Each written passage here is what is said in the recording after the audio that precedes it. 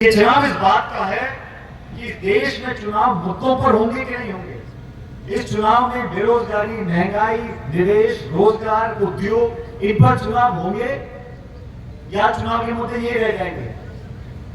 आज उसने भाषण दे दिया, उसकी 10 साल सरकार में हुआ, 10 साल से आज भी बाप रे मनमोहन सिंह जी के पीछे पड़े, उनको कोसते रहते हैं। नेहरू ने ये किया, राजीव गांधी ने ये किया, मनमोहन सिंह, अरे तुमने क्या किया बताओ 10 साल में? आपने किसान की आमदनी करी क्या? लोगों के खातों में पैसे भेज दिए क्या? और अब कह रहे हम क्या, कौन सा काल है, अमृत काल 2047। अरे भाई 43 की बात कर रहे हो। आपको जनता ने 2 बार मौका दिया। राजस्थान में 25 की 25 सीट बीजेपी ने जीती। आपने क्या तोप चला दी मुझे बताओ? राजस्थान को क्या दर्जा दिला दिया? कौन सा यहाँ बड़ा काम आपने करा दिया? इसलिए मैं व्यक्तिगत आरोप किसी पर लगाता नहीं, लेकिन आपको देखना पड़ेगा कि रिपोर्ट कार्ड क्या है, 10 साल में क्या काम किए आपने। आज मैं सुबह सीकर में था, फिर झुंझुनू गया, अनिल चोपड़ा लड़ रहा है चुनाव ग्रामीण में, जो सभाएं में करके आ रहा हूँ, जो लोगों की भावना में देख रहा हूँ, और जाति बिरादरी से ऊपर उठकर लोग समझ गए कि लोकतंत्र में तराजू को बराबर तोलना पड़ेगा। सोच समझ के वोट का प्रयोग करो। और हम लोगों ने कोशिश की है राजस्थान में, बाकी राज्यों में, कि नौजवानों को मौके मिले। और मुझे खुशी है आज ललित जी आपके बीच उम्मीदवार बनकर आए हैं। तो लंबे समय से मैं जानता हूँ ललित को संघर्षशील व्यक्ति है। और सबसे बड़ी बात क्या है कि डरने वाला व्यक्ति नहीं है, और ना दबने वाला, ना डरने वाला, ना झुकने वाला। और इसे ही कह रहे थे अपने भाषण में, जीत कर दिल्ली जाएंगे क्योंकि वहां पकड़ के बात कर सकते हो, अच्छा बुरा कह सकते हो, एक घर के व्यक्ति की तरह बर्ताव कर सकते हो। उस व्यक्ति को चुनो जो आपके बीच का है, जो आपकी सेवा करना जानता है, जो दुख सुख में आपका भागीदार रहे। ये संदेश देना बहुत जरूरी है। इन बातों को भूल जाओ। ये गोत्र है, ये जाति है, ये फलाना, ये ब्राह्मण, ये बनिया, ये गुजर, ये मीणा, ये जाट, यार कोई फर्क नहीं पड़ता। ये विचारधारा का चुनाव है, इंडिया अलायंस का गठबंधन है।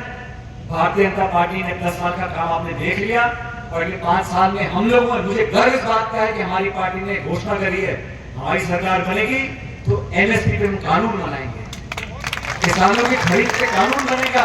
इन लोगों ने जो 3 काले कानून बनाए थे, जो बिचौलियों के लिए, कालाबाजारी करने वालों के लिए, कि निजी हाथों में देश के कृषि का पूरा उद्योग देना चाहते थे, मंडियों को बंद करना चाहते थे, उसके विरुद्ध हमारी पार्टी ने घोषणा करी है कि हम सरकार में आएंगे तो एमएसपी कानून बनेगा, लीगल गारंटी बनेगी। गरीब परिवार की महिलाओं के घर में 1 लाख रुपए प्रति वर्ष हम लोग देंगे। 50% आरक्षण महिलाओं का सरकारी नौकरी में होगा।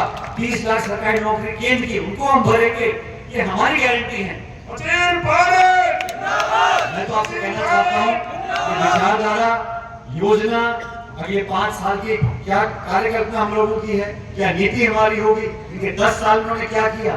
हवाई अड्डा, रेलवे लाइन, खान, बिजली घर, जो मिला देश की संपत्ति होने पौने दाम में दे डाली है।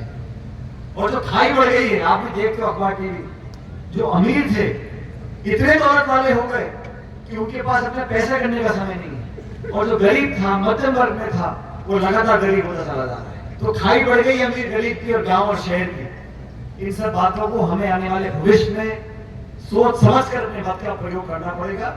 मैं तो आपसे हाथ जोड़ के निवेदन करता हूँ, अलवर की जनता ने हमेशा हमको आशीर्वाद दिया, मुझको व्यक्तिगत रूप से, मेरे परिवार को, सबको आपने बहुत प्यार दिया है। और मैं हमेशा एक अधिकार के रूप में आपसे निवेदन करता हूँ, ललित यादव जी को अपना वोट दो, सोच समझ कर देना है।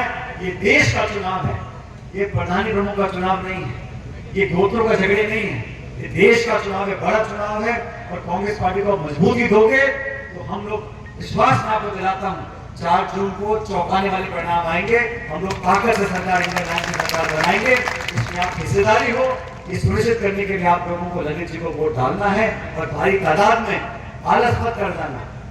गर्मी है, रावणी है, त्योहार, तीज है, किसी के शादी ब्याह हो रहा है, लेकिन 19 तारीख का चुनाव निर्णायक है। आप सबसे निवेदन, हाथ के निशान पर बटन दबाकर भारी बहुमत देके ललित जी को संसद में भेजो। और मुझे पूरा विश्वास है कि आप मेरे नामांकन को स्वीकार करोगे। आपका बहुत बहुत धन्यवाद। राम राम साहब।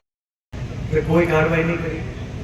नौजवान, हमारी महिला पहलवान महीनों तक धरने पर बैठी दिल्ली में, जिनके आरोप लगाए भाजपा के नेताओं पर, कोई कार्रवाई नहीं करी। भारतीय जनता पार्टी के नेता कुछ भी करें, ये कार्रवाई नहीं करते। ये जानते हैं जब चुनाव आएगा हम जज्बाती मुद्दों पर अपनी बात को रखेंगे, हिंदू की बात करेंगे, मुसलमान की बात करेंगे, मंदिर की करेंगे, मस्जिद की करेंगे, हिंदुस्तान की करेंगे, पाकिस्तान की करेंगे, लेकिन खेत की, किसान की, गेहूं की, मक्के की, निवाई, इनको कोई मतलब नहीं कितने रोजगार मिले या नहीं मिले। आज महंगाई कमर तोड़ रही है। जो किसान 2-3 बीघे में खेती करता है वो कैसे अपने बाल बच्चे पालेगा? जो मध्यम वर्ग का व्यक्ति नौकरी करता है उस पर क्या बीतती है, कोई परवाह नहीं। ये तो 400 पार, 300 पार, 500 पार, 600 पार, सरकार बनाने को चाहिए 272। ये 400 क्यों मांगे हैं भाई? 400 अगर तुम्हें लगता है 400 आ रहे हैं तो हमारे नेताओं ने क्यों ले जा रहे हो कांग्रेस वालों को? तो तुम्हारे पे अच्छे भले उम्मीदवार हैं, मेरा लड़ाओ, जिताओ उनको। हरियाणा में 10 सीटें हैं। एक चिरंजीव बैठे हैं यहाँ पे हमारे नौजवान भाई, जो भाजपा के 10 उम्मीदवार हैं उनमें से 6 कांग्रेसी हैं जो बीजेपी में चले गए। अगर बीजेपी को अपनी ताकत पे इतना आत्मविश्वास है, इतना भरोसा है अपने काम पर 10 साल की रिपोर्ट कार्ड के ऊपर, तो विपक्ष के नेताओं को, कांग्रेस के नेताओं को तोड़ तोड़ के क्यों ला रहे हैं? चुनाव की आचार संहिता लगी हुई है, आप निर्वाचित मुख्यमंत्री को कस्टडी में दे रहे हो, जेल में डाल रहे हो। हम कहते हैं आप कार्रवाई करो करप्शन के खिलाफ, जो बेईमान उनको पकड़ो, लेकिन चुनाव के चलते रात के टाइम आप एक निर्वाचित मुख्यमंत्री को जेल में डाल रहे हो। आप सबने देखा चंडीगढ़ में चुनाव थे मेयर के, वहां बैठा चुनाव अधिकारी हाथों से वोटों को खराब करा। सुप्रीम कोर्ट ने जब दखल दी तब जाके वहां पर न्याय हुआ। चुनावी बॉन्ड के माध्यम से हजारों करोड़ रुपया ले लिया, जैसे टीकाराम जी कह रहे थे, और कांग्रेस की पार्टी के आप खाते बंद कर दोगे। आप प्रमुख विपक्षी पार्टी कांग्रेस है, उसको चुनाव लड़ने देना नहीं चाहते, आप विपक्ष की आवाज को खत्म करना चाहते हो। 400 पार तो आए थे राजीव गांधी जी के 1984 में, क्या उन्होंने विपक्ष खाते सील कर दिए थे? क्या उस समय की कांग्रेस सरकार ने कहा था कि हम भाजपा मुक्त कराएंगे देश को? क्या कभी कांग्रेस या किसी भी सरकार ने आज तक कहा है कि विपक्ष का सफाया कर देंगे? जिस लोकतंत्र में विपक्ष सशक्त नहीं है वहां लोकतंत्र कामयाब नहीं है। वोट डालने का अधिकार लोकतंत्र नहीं होता। अब ध्यान से सुनो मेरी बात, हमको वोट डालने का अधिकार मिल गया, हमने वोट पटक दिया पेटी में, सिर्फ वो लोकतंत्र नहीं है। वोट तो रूस में भी पड़ता है, वोट तो पाकिस्तान में पड़ता है, लेकिन जो संस्थाएं देश में हैं जिनको 75 साल तक सीचित कर अलग अलग सरकारों ने इतना ताकतवर बनाया, उन संवैधानिक संस्थाओं का बेड़ा गर्क आप करना चाह रहे हो, उन संस्थाओं को खोखला बनाना चाहते हो, उनकी विश्वसनीयता पर आप प्रश्नचिन्ह लगाना चाहते हो। अपनी जेब के पिट्ठू लोगों को बिठाकर उन सब संस्थाओं को समाप्त कर आप आक्रमण की राजनीति करना चाहते हो, दबाव की राजनीति करना चाहते हो। इस पूरी भावना पर मैं भर्त्सना करता हूं, क्योंकि सरकारें तो पहले भी बनी हैं। अरे 2 बार बीजेपी जीती, 2 बार हम भी जीते थे भाई, 2004, 2009 में। लेकिन कभी इतना घमंड, इतना आक्रमण, इतनी द्वेष की भावना, प्रतिशोध की भावना कभी देखी नहीं। जो जितना बड़ा होता है, जितना विराट होता है, उतना झुककर रहता है। कभी देखा पर पेड़, बड़ा पेड़ होता है, फलदार पेड़ होता है, झुके रहता है, छाया देता है, फल देता है। लेकिन घमंड और अहंकार इतना बढ़ जाए, 200 पार, 300 पार, 400 पार, 500 पार, ये इन्होंने खाना पीने में कुछ कम करा है, वजन कम हो गया 10-15 किलो, बिल्कुल फिट लग रहे हैं, और थोड़ा पूरे प्रदेश पर और विधानसभा के अंदर भी मैं मौजूद था जिस दिन भाषण दे रहे थे गवर्नर के प्रस्ताव के ऊपर, भाषण के ऊपर। बहुत दमदार तरीके से बात रखते हैं, और खासकर उस समाज की जो शोषित है, वंचित है, दलित है, उनकी बात को मजबूत से वो मजबूती से उठाते हैं। मेरे साथ ललित यादव जी खड़े, 3 महीने पहले आप सब ने आशीर्वाद दिया, उनको विधायक बनाया। जो लोग टिकट मांगते हैं उनको लगता है टिकट नहीं मिला हमारे प्राण निकल जाएंगे, तो टिकट समझदारी से लोग मांगते हैं, फिर टिकट मिल जाता है, फिर जनता जिता देती है। और इस बेचारे को 3 महीने हुए नहीं, मैं देख रहा था इसकी दाढ़ी के बाद सफेद होना शुरू हो।